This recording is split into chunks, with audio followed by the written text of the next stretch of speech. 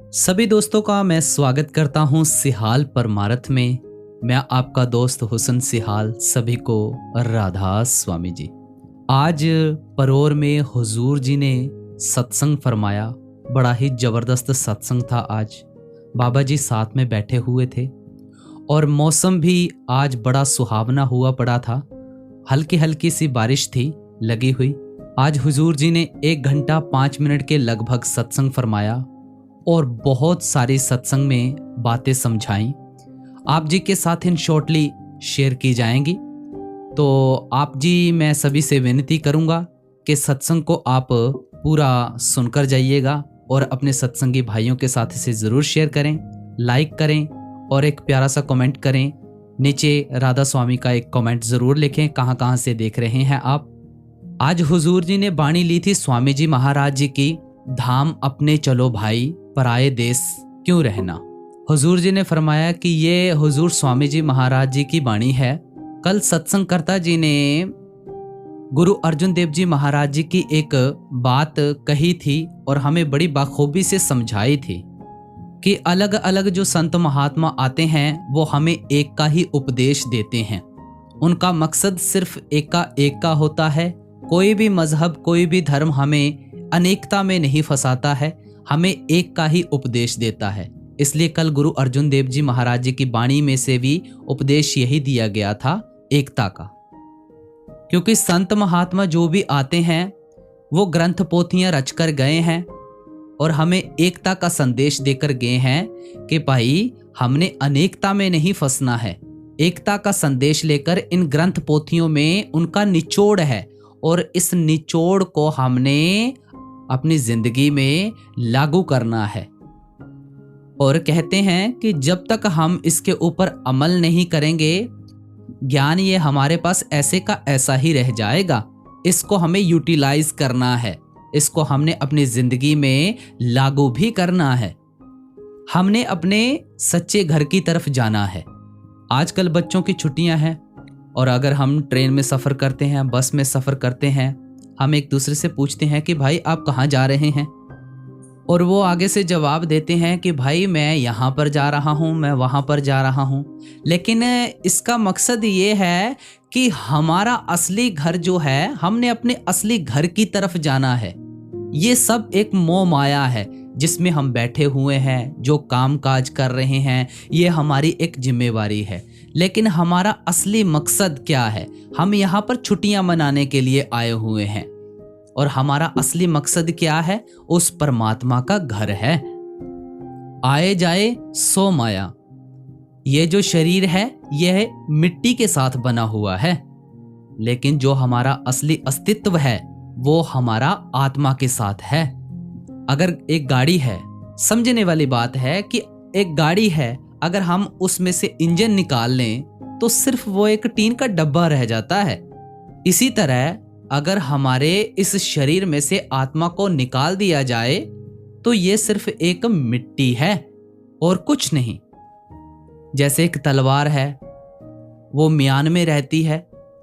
अगर म्यान में से तलवार निकाल दें तो जो म्यान है वो खाली की खाली पड़ी रह जाती है, उसका कोई मकसद नहीं रह जाता है। ना ही म्यान का अस्तित्व है, अस्तित्व तो सिर्फ और सिर्फ तलवार का है। हमने समझने की कोशिश करनी है कि हमारे शरीर का असली अस्तित्व क्या है। जैसे अगर हम हरे रंग का चश्मा डालते हैं तो हमें सारा कुछ उसी रंग का नजर आने लग जाता है। लेकिन कहने का मकसद ये है कि देखो, चश्मा तो हमने हरे रंग का लगाया और उसके बाद हमें दिखाई देने लगा, सारा कुछ हरा हरा दिखाई देने लगा।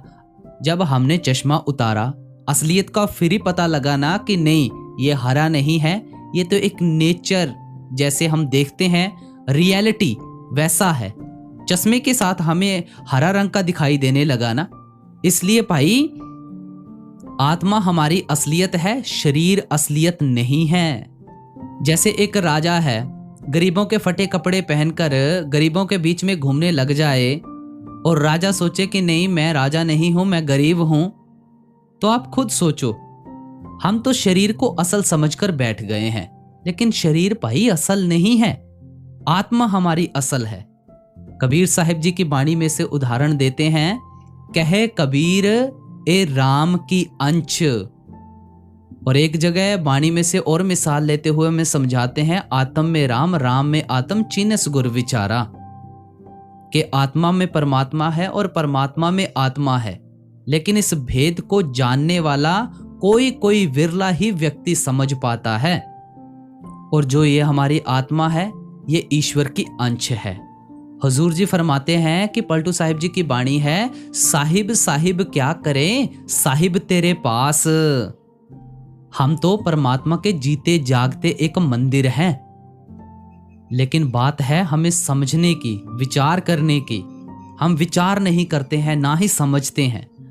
हुजूर जी ने भी बाबा जी की एक बात बताई कि कह रहे थे कि बाबा जी महाराज अक्सर फरमाते हैं कि परमार्थ एक रियलाइजेशन है, हमने उसको एहसास करना है।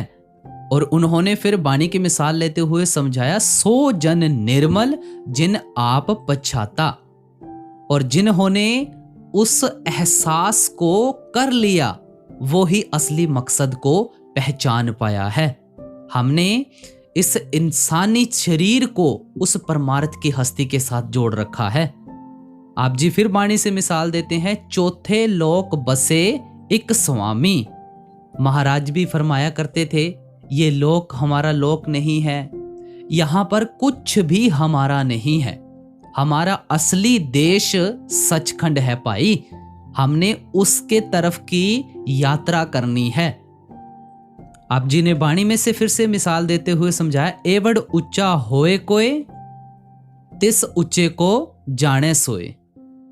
हमारा ये हाल है कि हम पढ़ रहे हैं नर्सरी में और हम सिलेबस 12वीं कक्षा का समझने की कोशिश कर रहे हैं। और फिर एक मिसाल दी उन्होंने कहा कि जैसे सोना बनाया जाता है तो उसे पहले भट्टी में अच्छी तरह से साड़ा जाता है, फिर कहीं जाकर उसकी कीमत पड़ती है। और एक मामूली सा बीज होता है, उसको क्या पता, एक मामूली सा बीज होता है, उसको क्या पता होता है कि एक दिन वो बड़ा दरख्त बन जाएगा। इसी तरह भाई आत्मा परमात्मा की अंश है, हमने उसकी पहचान करनी है। मालिक ने अगर हमें यह जन्म दिया है वो अपनी पहचान के लिए दिया है कि हम उसकी पहचान कर सकें और उसके साथ जल्दी से जल्दी मिल सकें। अगर हम स्कूल जाएं, वहां पर जाकर पढ़े ना, किसी और ही कामों में लग जाएं, तो हमें सियाना कौन कहेगा। हमने तो सिर्फ एक कंफर्ट जोन अपनाया हुआ है, बस यहाँ पर आकर सारे कार्यवाही पूरी करते हैं, अपना अपना फर्ज निभाते हैं और निकल लेते हैं। हम जो काम करने के लिए आए हैं उसके ऊपर हमारा ध्यान नहीं है।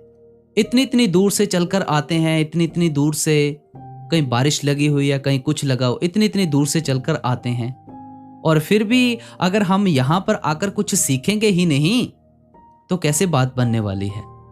जैसे एक मक्खी होती है ना, वो रात को बल्ब के इर्द गिर्द घूमती रहती है और जब थक जाती है फिर वो अपने प्राण त्याग देती है।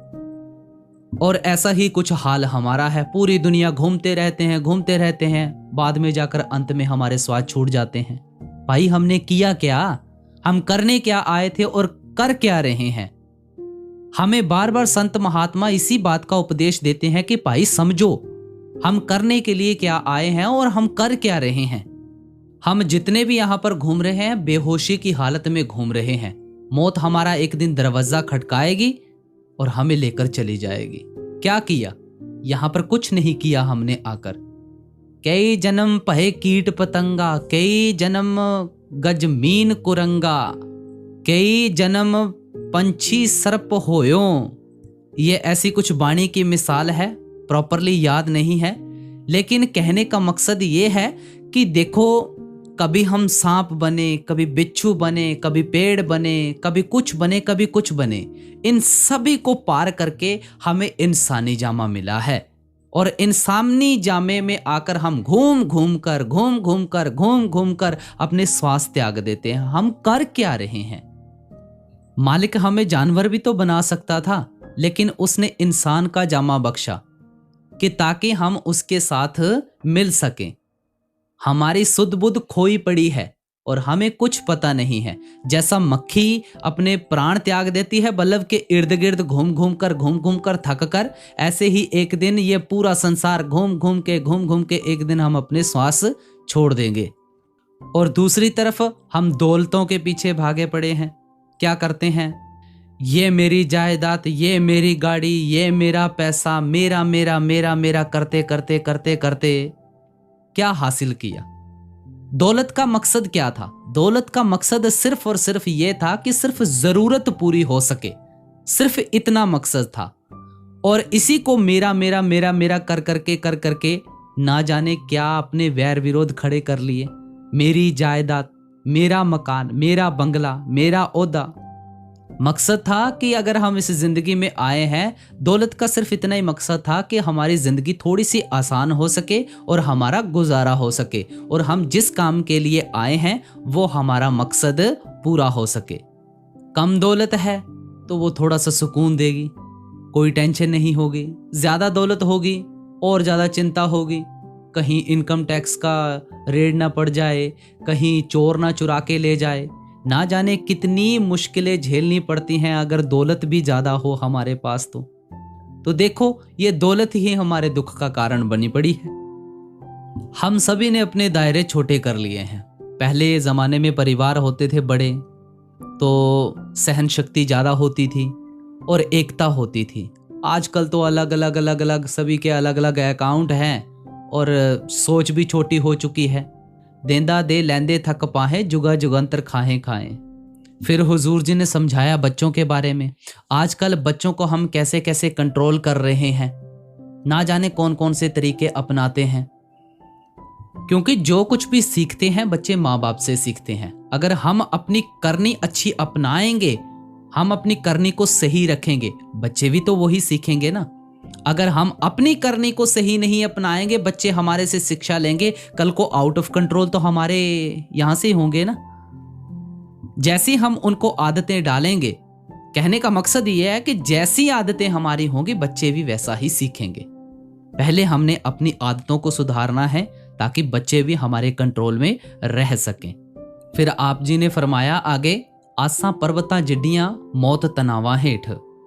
हमारी कितनी आशाएं हैं, कितनी तमन्नाएं हैं, ये कभी पूरी नहीं हो सकती। ये तभी पूरी होंगी जिस दिन आप मौत के नीचे होंगे। जिस दिन मौत आएंगी ना, उस दिन सारी तमन्नाएं पूरी हो जाएंगी। आगे फरमाते हैं कि सब कुछ अपना इकराम पर आया। जिसने सब कुछ देना है उसको हम याद नहीं करते हैं, और जिसने कुछ नहीं देना उसमें अपना पूरा मोह फंसाया पड़ा है। आप जी ने फरमाया कि गुरु का नाम संभाले चल, यही है नाम गठबंधना। फिर नाम के बारे में समझाया कि नाम दो प्रकार के हैं, एक है वर्णात्मक नाम, एक है धुनात्मक नाम। जैसे हम किसी को याद करते हैं, जैसे विद्या की देवी को हमने सरस्वती कह दिया, और जिसको हम बयान नहीं कर सकते हैं ना, जो हम अंदर महसूस कर सकते हैं, अंदर उसकी आवाज सुन सकते हैं, उसे धुनात्मक नाम कह देते हैं। फिर आगे फरमाते हैं नामो उपजे नामो विण से। वो एक नाम के जरिए वो सृष्टि बनी हुई है, और ये सारी सृष्टि उस नाम के आधार पर खड़ी हुई है। अगर शरीर में से नाम निकल जाए तो शरीर की मौत हो जाती है। जब से ये सृष्टि चली आ रही है, प्रकाश भी हमारे अंदर है, धुन भी हमारे अंदर है। फिर फरमाया कि वैज्ञानिकों ने भी ये माना है कि जब सृष्टि बनी तो एक बहुत जोर का धमाका हुआ था और उसमें से आवाज निकली थी। फिर आप जी ने फरमाया कि आ रही धुर से सदा तेरे बुलाने के लिए। ये हमारा जो सर है, ये हमारा एक उल्टा कुआं है। इसमें ज्योत और प्रकाश चल रहा है, लेकिन हम क्या कर रहे हैं, हम इसको समझ नहीं पा रहे हैं। जैसे हम धर्म स्थानों के ऊपर जाते हैं तो वहां पर जाकर हम देखते हैं कि मस्जिद में बांग दी जाती है और गुरुद्वारे में बाणी पढ़ी जाती है। ऐसे ही अगर हम चर्च में जाएं, वहां पर भी कैंडल जलाई जाती है और पादरी साहब पढ़ते हैं कुछ। ऐसे ही मतलब कि अलग अलग धर्मों में हम अगर जाएं तो प्रकाश का और धुन का जिक्र वहां पर किया ही किया जाता है। और कहने का मकसद ये है कि जो चीजें बाहर की जा रही हैं वो सारी हमारे अंदर हैं। हमने उस चीज की पहचान करनी है। हमने क्या किया, हमने बाहर की पूजा को असली पूजा समझ लिया। आजकल कहते हैं कि ऑनलाइन ही पाठ पूजा करवा लो सारी। अलग अलग तीर्थों पर जाते हैं, फिर वहां पर जाकर स्नान करते हैं। आप जी ने फरमाया कि तीर्थ नावण जाओ तीर्थ नाम है, गुर शब्द विचार अंतर नाम है। तीर्थ स्थानों का मकसद क्या था कि जब भी हमने मालिक की भक्ति में बैठना है वहाँ पर स्नान करके मालिक की भक्ति कर सकें, ताकि हम थोड़ी सी सुस्ती उतर सके और सुस्ती उतार कर मालिक की भक्ति में तंदुरुस्त होकर, मतलब चुस्त होकर बैठा जाए। तीर्थ स्थानों का मकसद सिर्फ यही था। और आजकल हमने क्या किया कि हम गंगा नहा आएं, पाप उतर जाएंगे, यहाँ इस सरोवर में नहा लें, पाप उतर जाएंगे। भाई कौन सी सोच में जी रहे हैं हम। और दूसरा समझाया कि देखो हमने कौन से गुरु का नाम लेना है, जो शब्द का भेदी हो। शब्द गुरु वो है जो अपनी भक्ति ना करवाए, वो सिर्फ एक एक की भक्ति करवाए। कौन सी? नाम की भक्ति, शब्द की भक्ति। पूरी बाणी में एक ही उपदेश है, एक को नाम हुक्म है नानक, सतगुर दिया बुझाए जियो। बाहर का गुरु वो अंदर की तरफ हमें जोड़ने की प्रेरणा देता है, ताकि हमने सारा एटमॉस्फेयर बाहर का महसूस करके हमें जो समझाया जा रहा है हमने उसको अंतर में महसूस करना है और उस धुन के साथ हमने जुड़ना है। फिर आप जी ने बाणी में से मिसाल दी कि शब्द गुरु सुरत धुन चेला। फिर दूसरी जगह फरमाते हैं कि कूड़ राजा कूड़ प्रजा कूड़ सब संसार, किस नाल कीजिए दोस्ती सब जग चलन हार। ये दौलत, ये राजपाट, ये बंगला, ये कार, ये सब कुछ नाशवान चीजें हैं, किसी ने नहीं हमारे साथ जाना है। ये कुछ वक्त के लिए हमें मिली हुई हैं, कुछ वक्त के लिए। इनकी ज़रूरत भी पूरी हो जाएगी, एक दिन ये भी यहीं रह जाएंगी और हमारे साथ जाएगी सिर्फ और सिर्फ भाई नाम की कमाई जाएगी। और कुछ हमारे साथ बंगला नहीं जाएगा, हमारे साथ गाड़ी नहीं जाएगी, हमारे साथ कुछ भी नहीं जाने वाला है। सोच विचार हमें करनी है कि हमने क्या करना है, नाम की कमाई करनी है या ये बंगले ही खड़े करने हैं। फिर आप जी फरमाते हैं कि तपो राज राजो नरक। फिर आप जी फरमाते हैं कि मूत पलेती कपड़ होवे, पर ये मत पापा के संग ओ तो पहनावे के रंग। कहते हैं कि कपड़ा अगर हमारा को गंदा हो जाता है हम उसको साबुन के साथ धो लेते हैं, लेकिन हमने अपने मन को कैसे साफ करना है? आप जी फरमाते हैं पर ये मत पापा के संग ओ तो पे नावे के रंग। नाम और शब्द की कमाई से हमने इसको साफ करना है। सभी अगर हम दक्षिण की तरफ चलने लग जाएं, हमने जाना है उत्तर की तरफ, दक्षिण की तरफ पैर उठाए हुए हैं तो उत्तर की तरफ कैसे जाएंगे? यहां पर भी समझने वाली बात है कि अगर हम अपना सही रास्ता अपनाएंगे तभी तो हम अपनी असली मंजिल मकसूद तक पहुंच सकते हैं ना। दक्षिण की तरफ हम जा रहे हैं, जाना हमने उत्तर की तरफ है, कैसे पहुंच पाएंगे? वही बाबा जी जैसे कहते हैं कि हम जा वैसे अमृतसर रहे हैं और मुंह हमने किया हुआ है दिल्ली की तरफ, तो अमृतसर कैसे पहुंचेंगे? सोच विचार करने की हमें जरूरत है भाई। रोज रोज 2 घंटे सिमरन के लिए दो, आधा घंटा भजन के लिए दो। जैसे जैसे जो जो विधि बताई गई है उसके मुताबिक करो, पाना मान के करो। करोगे तो ही कुछ हासिल होगा, उसके सिवा कुछ हासिल नहीं होने वाला है। अगर हमें कोई गाली दे देता है तो हम भी उसके साथ उसको गाली देने लग जाते हैं। कोई हमें मारता है तो हम भी उसको मारने लग जाते हैं। फिर हम में और उसमें क्या फर्क रह गया? एक मूर्ख बन गया, दूसरा भी मूर्ख बन गया। एक गधा तो है ही है। हुजूर महाराज जी कहते थे कि एक गधा बना और उसके पीछे लग के खुद भी गधे बन गए। अगर हम वहां पर सहजता के साथ काम लेंगे, शांत रहेंगे और ज्यादा कुछ नहीं बोलेंगे तो बात वहां पर थम भी सकती है। अगर हम रिएक्ट करेंगे तो बात ज्यादा बिगड़ सकती है। तो ये हमारे सोचने के ऊपर मुनस्सर है एक बात और समझाई थी कि जिंदगी में देखो उतार चढ़ाव बहुत ज्यादा आएंगे। अगर हम डमाडोल होकर रह जाएंगे तो हम उसके साथ लड़ नहीं सकते हैं। हजारों उतार चढ़ाव आएंगे, अप एंड डाउन्स ग्राफ होता रहेगा, लेकिन अगर हम डर कर पीछे हट जाएंगे तो हम जैसा मूर्ख कोई नहीं हुआ। डटकर मुकाबला करना है। जिंदगी में उतार चढ़ाव बहुत आते हैं, अगर हम उसके ऊपर विश्वास रखेंगे और अपनी ड्यूटी पूरी करते रहेंगे, उसे सब कुछ पता है कि भाई मुझे क्या करना है, क्या देना है, क्या नहीं देना है, उसे सारा कुछ पता है। आप जी ने फरमाया कि बिन मांगे मोती मिले, मांगे मिले ना कोई। फिर एक जगह और फरमाते हैं कि बिन तुद होर किछ मंगना, सिर दुखा दे दुख, दे नाम संतोखिया, उतरे मन दी भुख। आप जी फरमाते हैं कोई माला जपता है, कोई हवन करवाता है, कोई स्नान करता है। स्वामी जी महाराज कहते हैं इन सभी से ऊपर नाम है। रोज 2.5 घंटे निकाल के हमने भजन सिमरन को देने हैं भाई, तभी हमारी मुक्ति हो सकती है। आज हुजूर जी ने बड़ा ही बाकमाल सत्संग किया है, बड़ा ही जबरदस्त, और कह लें कि आज परोर की वादियां भी बहुत खुश हो गई होंगी कि आज हमारे दोनों प्यारे सतगुरु महाराज बाबा जी और हुजूर जी आज विराजमान है वहां पर, और आज सत्संग किया हुजूर जी महाराज ने।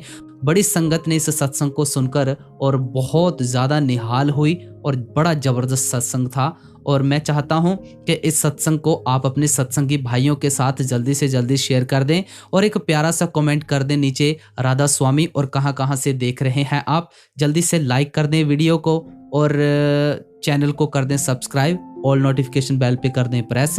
मैं आपका दोस्त हुसन सिहाल आप जी से इजाज़त चाहता हूँ। राधा स्वामी जी।